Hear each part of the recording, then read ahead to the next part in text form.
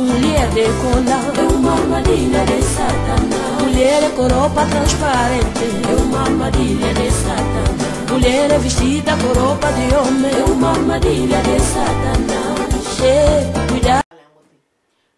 Kata profeta wana badai ko samba lobi oke nzamba lobi eza solo to ko ko récupérer ville yango donc problème eza nzamba permettre to ko sala bavandi wa msusu wa lobi na moni bototuni 400 prophètes awa ba répondre mais prophète moko azangi awa Yesu so photo tuna ye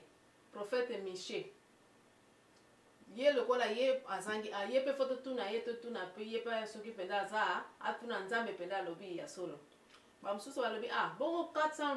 prophètes aussi to tuni basi ba lobi ke nzambe a répondre ke to koko kende bongo prophète Miché wana zaka moko 400 si 1 ozomona ke tina moko te donc to ndimaka prophète 400 prophètes o makamba lobi donc zaka solo ba lobi non to tuna kaka to tuna ke naka ko tuna prophète Miché ta msusu yepe atuna nzambe soki nzambe aza pour ma décision auto tozozwa tata moko azalaki wana lobi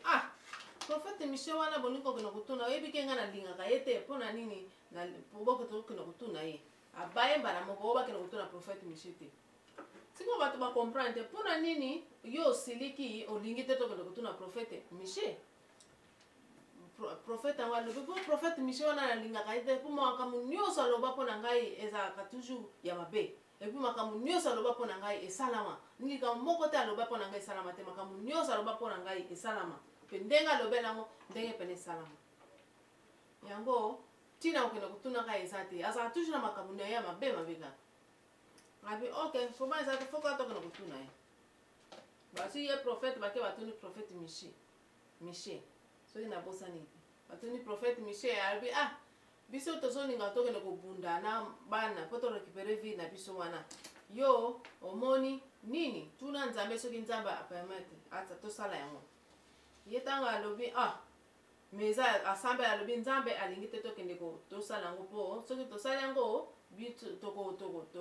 nzambe apermettre te donc soki bomai kosala yango nzambe apermettre te donc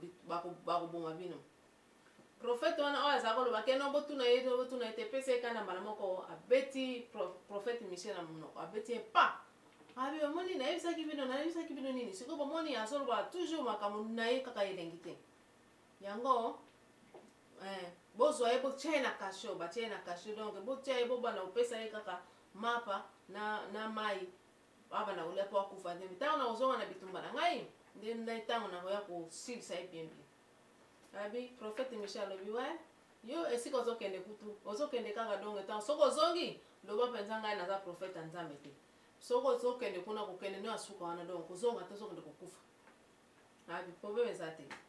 bazwi prophète Miché na boloko mpe abakuti na boloko baprophète wana bango wana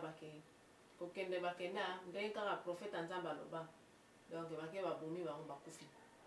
yango moni ntina ntango na biso lelo oyo baprofete ya solosolo bazoyebana mpena susu te baprofete bakoloba kaka oyo nzambe alobi boye nzambe asali boye epi bayaka kolobaka makambo kitoko jamais bayaka koloba makambo mabe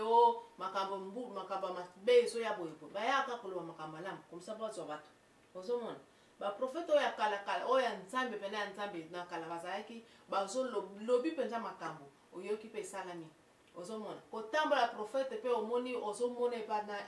na erreur moko te kotambola na ya malamu makambo mabe eza te pardon baprophète na biso atango lelo oyo makambo na bango elengi te makambo ezanga ntina bisaleli ya mabe prophète andenge wana mpe azoloba makambo nzambe alobi boye nzambe asali boye nzambe akozosala boye biloko wana eza pena ezokosalama ntina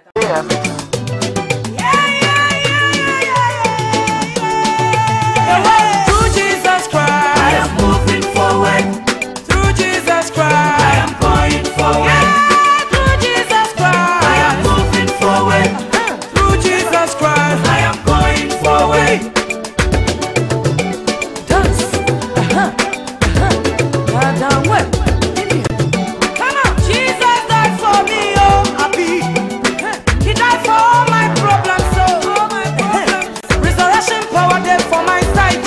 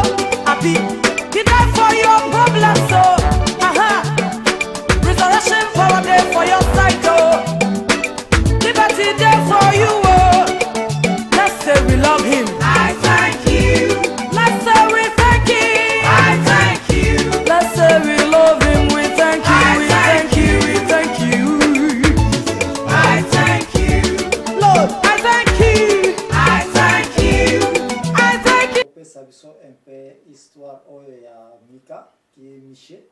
Comment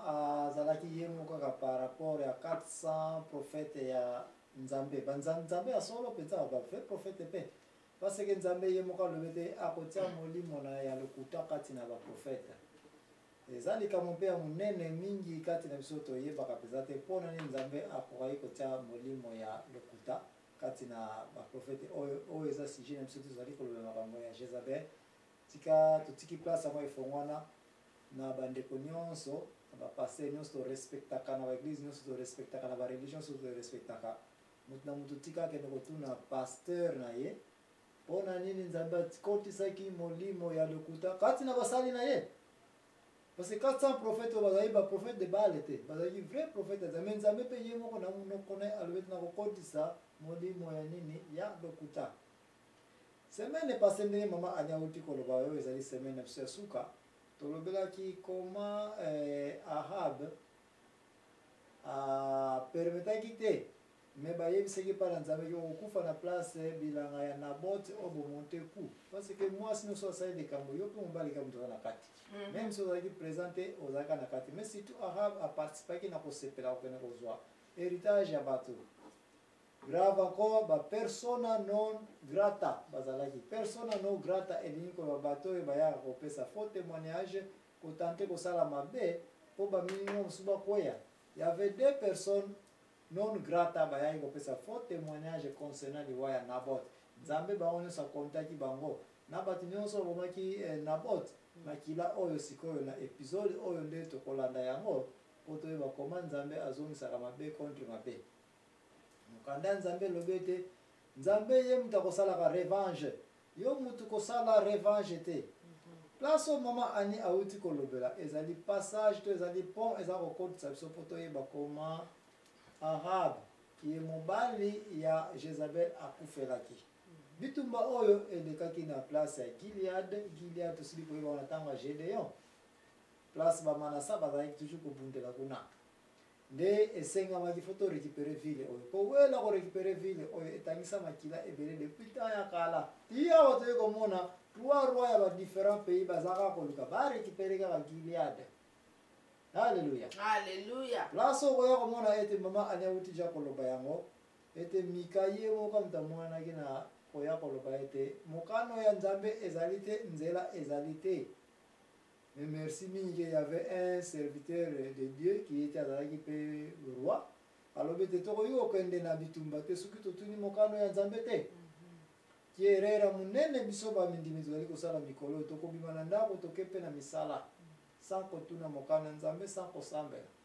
Olinko bala oza même ko zwa na ya jeune prière te po yeba mwasi ya solo ya yoto ya yete. Ezali bitumba libo suki mwasi zo ko bala zani mwasi ya ngulima. Ngulima s'appelle. Toza ko bala toza pe data ya kotuna ba conseil ba parents est-ce que moi so na bala ye ube na bala ye experience ba kulutu pe automoni yango ba kulutu ba vandela makampu batuna nanu batuna ba beta na pe mitu ba yeba dessin ya blikango tozo yango tozo te kiye ba erero toza ko ya minga société so makambo be toza liko sala même ba papa na bisoka eza papa na za muta masanga aza papa na botami avant yo na makambo bele yo mwana oza objoke ne kotuna ka pe ba conseil ba